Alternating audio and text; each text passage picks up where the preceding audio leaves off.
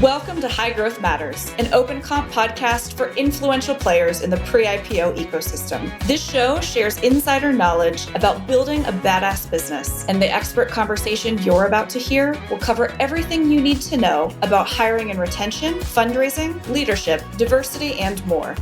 Let's get to it. Hi, everyone. Good morning. Happy Tuesday, and welcome to High Growth Matters, the official thought leadership podcast for Open Comp, for chief people officers and those who want to become one. Thousands of today's fastest growing businesses use Open Comp to get clarity at the point of every decision about pay. And I am Caitlin Allen, the VP of Marketing of Open Comp.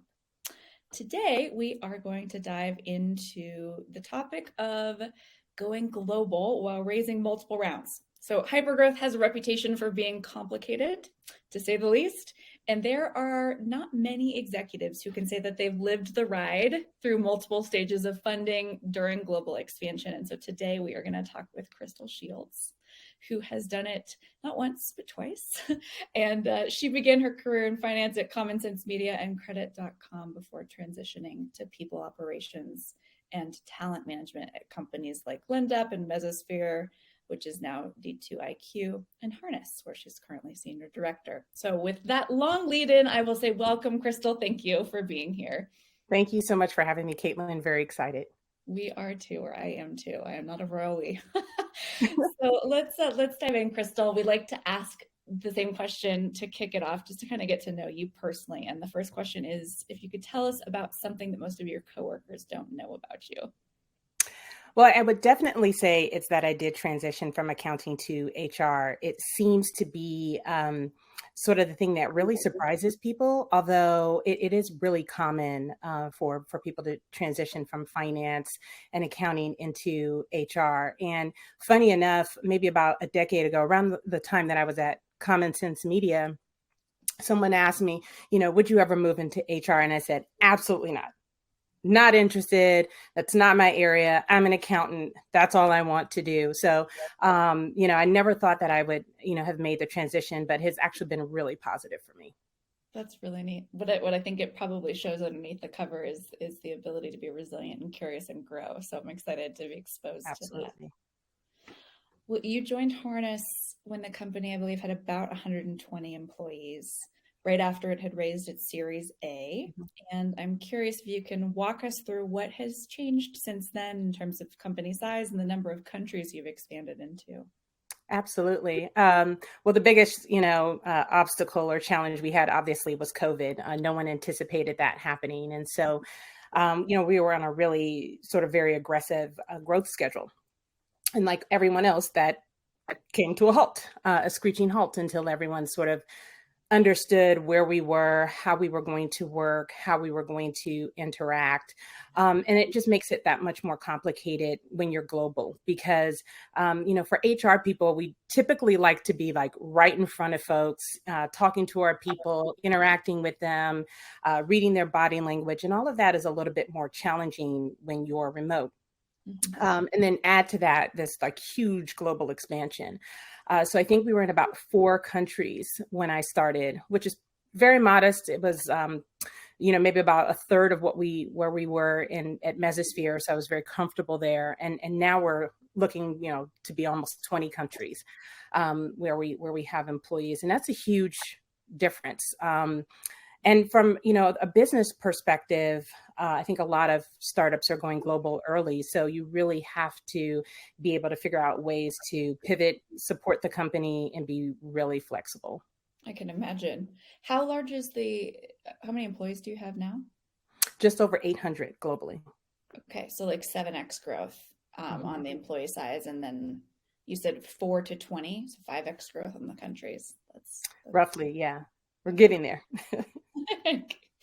So in our prep call, you said something along the lines of you observed that HR leaders should assume they don't know what they're doing and ask for help when their companies are expanding globally.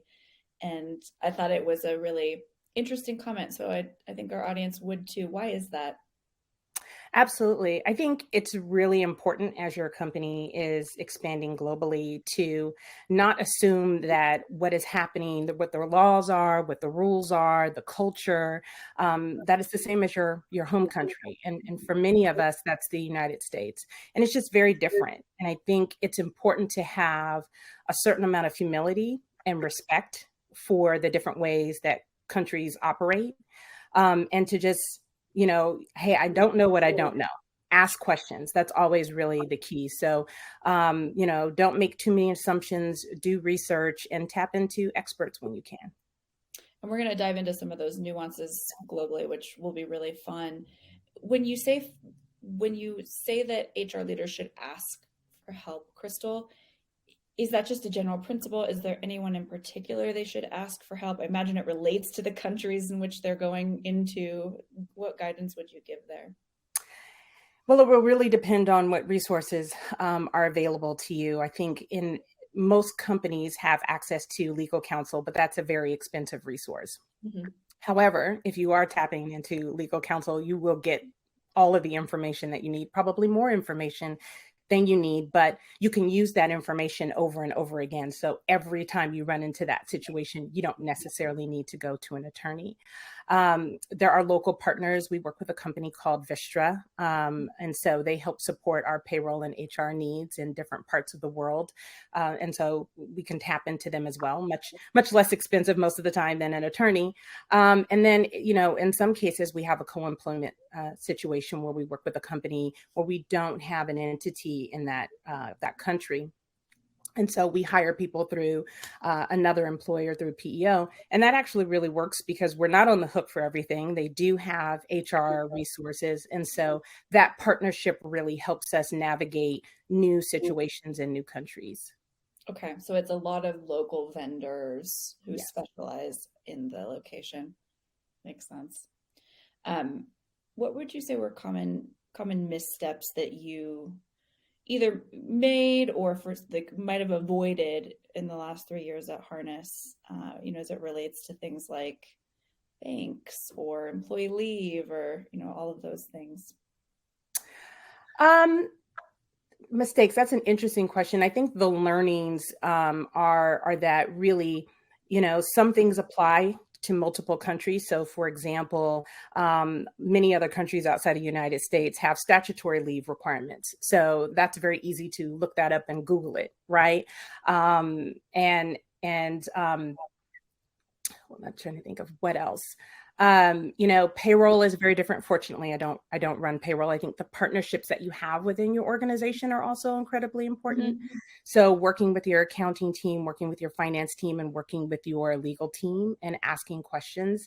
Employees are also a great resource. So surprisingly enough, outside of the United States, employees usually really know what their rights are. They're very well informed. And, most employees know that, hey, this is a new country for us. We don't have that many employees. What are you looking for? What are you expecting? And then we'll go back and we'll take a look at it and we'll research it.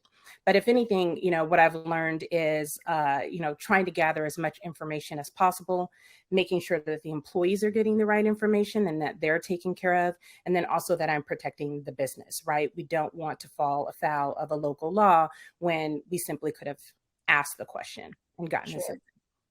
Sure. And I think you had said something along the lines of how different employee leave and exits are for employees in other countries. What are some of those nuances?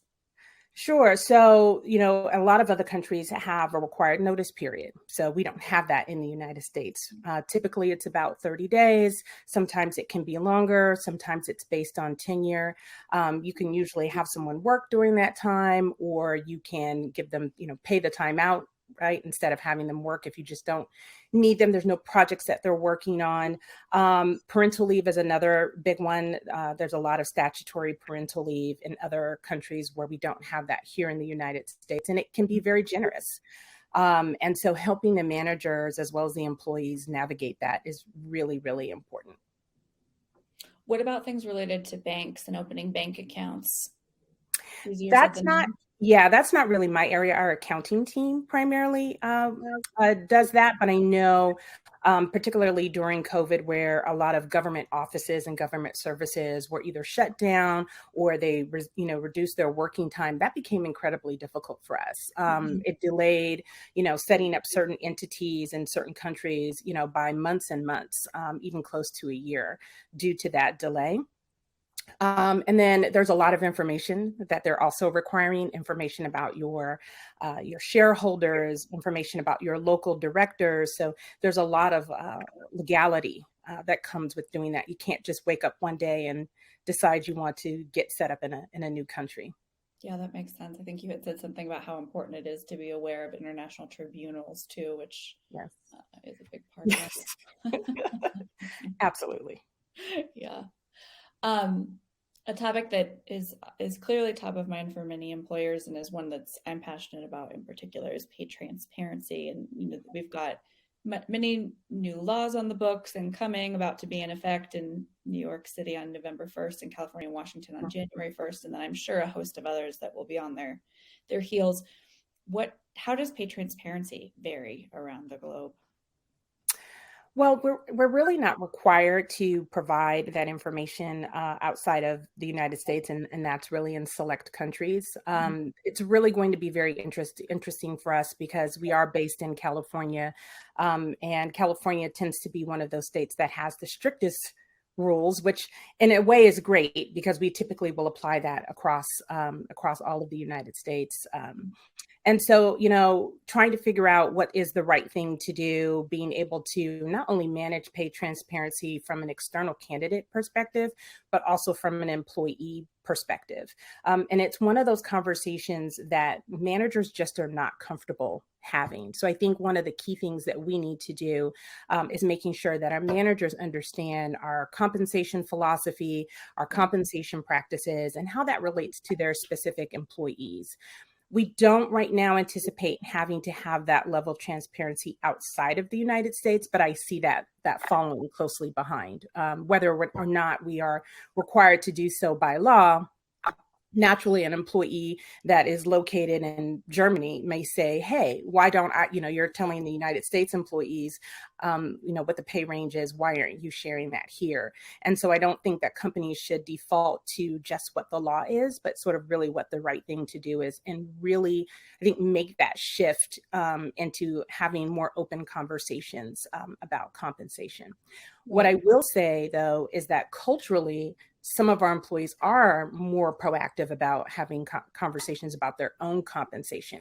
That might not be required by law, but they just naturally do that. And there are protections in the United States as well around having conversations about compensation. So when managers say you're not supposed to do that, really they can't, right? Employees are allowed to have those conversations. The question is, why don't you want them to have that?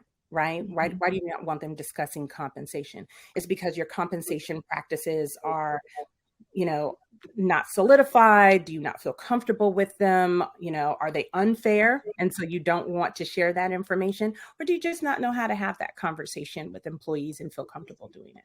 Yeah, that makes a lot of sense. I think you said two things that are really sticking out to me. One is the importance of equipping our people managers to have those conversations. I can't tell you, I'm probably exaggerating a little bit here, but I can think of a few times, a half a dozen times, where I've had to have conversations, whether it's about promotion or adjustments, or whether it's actually making an offer where, and these where I'm telling someone a dollar figure and I have no justification apart from the actual dollar figure as to why that person is getting paid that amount.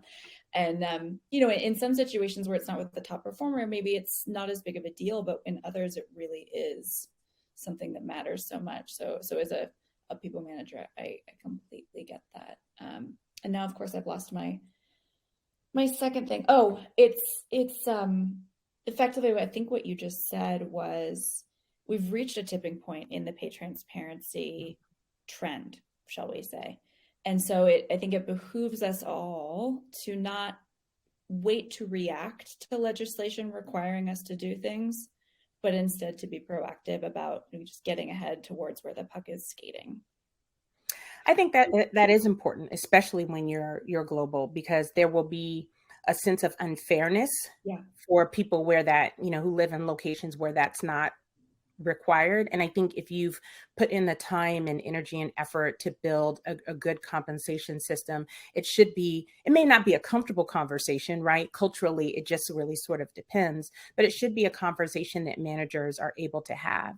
And I think particularly for startups where you have a lot of people who are high performing individual contributors, then moved into management roles, and you may not have the programming in place to train them up. That's just one more thing that makes it hard for them to become a people leader, right? They already are struggling with performance conversations and having one-on-ones and managing conflict. And then now you're, expecting them to tell someone, hey, I'm giving you this compensation increase. And the person says, well, I don't think that's fair.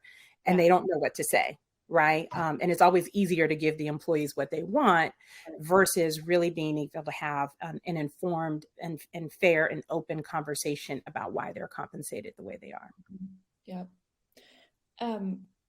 One of the things that I admire about people like you is that ability to constantly be resilient and reinvent themselves, right? Like it's a rare skill set to enter a company at Series A and then still be there at Series, I think it's D, right? Didn't you recently raise a D?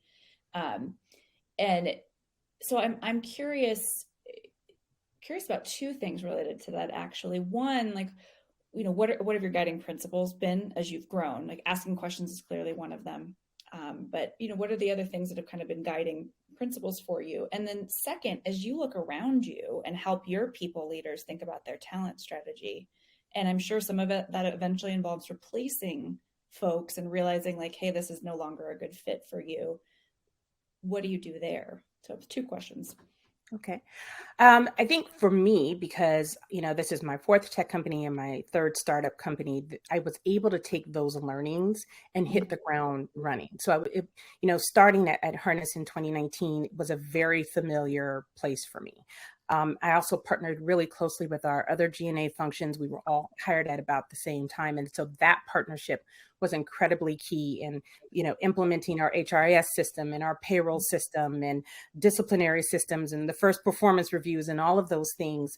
And so, it probably wasn't until sort of COVID aside, it probably wasn't until we got to 400 or 500 where things maybe felt a little bit different. And we were starting to hire more specialists throughout the company. So it was just a very comfortable place for me. I think for people leaders, when they think about, are these folks the right fit? That's such a hard decision. I've seen it happen so many times, difficult conversations to be had with maybe someone who's your head of product, let's just say, just picking a random team. And that person has been with you from day one. And then you sort of get to a place where, you're at 250, 300, employees. They're not able to scale, not because they don't want to, not because they're not smart or passionate about the company. They just don't have the experience. And then you start to get into a situation where you start to layer them, or they decide that they're going to leave, and there can be a lot of hurt feelings. And I would probably speak more to those employees who are experiencing that more so than the people leaders, in that there still can be an opportunity for you to learn and grow at that company. If the person that they've brought in to lead the function can be a good mentor for you and you can learn from them, don't just leave. You've got to get over your feelings. You can feel how you feel for a little while, but sort of move on and think about like, what's the best interests of the company. You're probably a shareholder. If you're early employee, you got a lot of shares. So think less about yourself and more about what is in the best interest of the company. I think that's really important. On the people leader side, I think it's really important to have a transparent conversation with those employees. So don't try to sweep it under the rug. Don't wait until the last minute.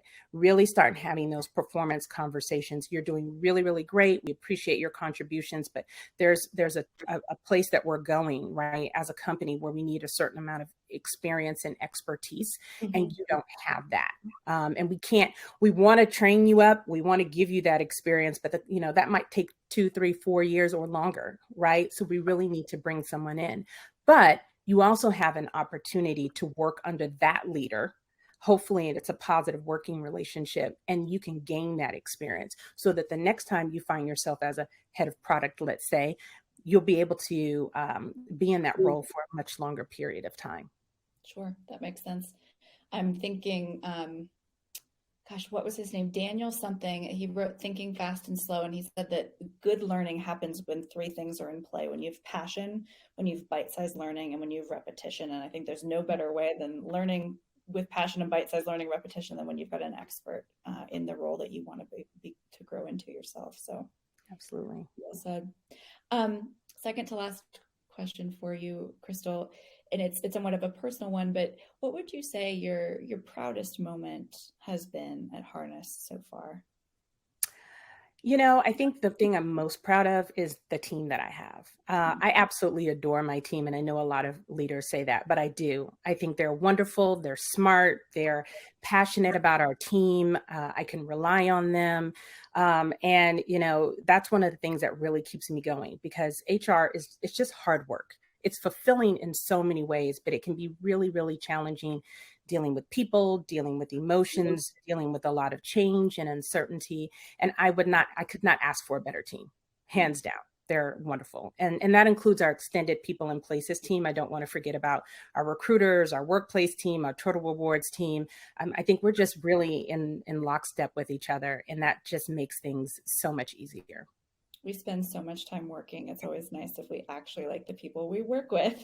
Oh my gosh. And it seems like such a small thing, but if you just don't feel connected and you don't feel like you're on the same page and you don't feel like you're moving in the same direction, you're just not going to have a fulfilling experience at work, right? And the other things are important as well: good leadership, great founders, a company that has a wonderful product, or product you feel like you're passionate about, and feeling like there's a future there. But even if there's not, even if the company just isn't going anywhere, that doesn't mean you can't learn and grow and make Yeah. connections.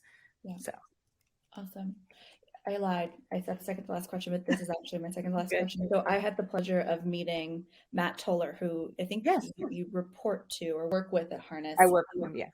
Okay, amazing background, open door, like just the list goes on. Grammarly, da da da, Agora, and he spoke very highly of you. And I think what it underscored for me in that moment was you. It seems to me your team has done a very good job of showing the value prop of your organization, right? And you could say that in terms of like the seat at the exec table, or the business case for total rewards, whatever it is. But how do you go about that? Is that a relationships play with other executives? Is it actual numbers and math? Is it the product of the people? It's probably some of all of those things, but how do you approach that? Well, I think it absolutely starts at the top, right? If your leaders, if your founders do not value HR, it really doesn't matter how great you are. You're just never going to convince them that HR is important to the company, and into the people experience. So for us, particularly, our founder Jyoti Bansal already came in with wanting to support the employees and wanting to make sure that we had a positive employee experience. And then also our leadership. So Matt and I both report to our chief people officer, Lawan Lamb. And he's been very open about our ideas, and I'm always coming up with something new to do, and he just nods his head and says, go do that. And so I think also creating a space for innovation and creation in HR is really important. You can get inspiration from just about anywhere, but it's really about what's the best for you and for your team. And I think also building those relationships with the executive team. So I was fortunate because I came in very, very early. I interviewed with a number of executives, also our founders, when I started. And so I was able to establish a relationship with them very early on. But I still check in. I still want to understand, what are their needs? Is my team supporting them in the way that they need the support? Is there something more that we could be doing? Keeping that connection with our senior leaders is incredibly important. Understanding what are their concerns. Maybe it's specifically for their teams. Maybe it's something that's, broader, for the entire company. And everyone has ideas about HR and people experience, right? And so nothing makes a leader feel better when you implement one of their ideas, and they feel like they're contributing in a different way to the company. Sounds like marketing. Very similar. There are similarities really, across the board in many of our functions. Oh, well, awesome. I feel like I could keep going for a lot longer, but I'll be respectful of your time here, and we can close out with our our typical last question, which is among the many wonderful things that you've told us and we've talked about today, Krystal. If our listeners took action on one thing that we've discussed, what would you recommend that to be? I would say two things. One, and we didn't discuss this, but I think, be patient with yourself. There's no way to be an expert in every single country. You can't be, right? There's some similarities in terms of the way that an entity might be set up, what the role that your team plays in that, but you just won't know all of the things. And so research, ask questions. You'll start to build on that knowledge. You'll start to know, hey, we're getting ready to terminate. And I know you asked me about performance management. We're getting ready to terminate someone in a particular country. Let me look at the contract. Let me, speak to local experts if those are available to me to figure out exactly what it is that we have to do. So the more information you can bring to your leaders to protect them, protect the company, and make sure that the employee is getting the rights that they deserve, the better off you'll be. They're your customers. And they are absolutely your customers. Yeah, that makes a lot of sense.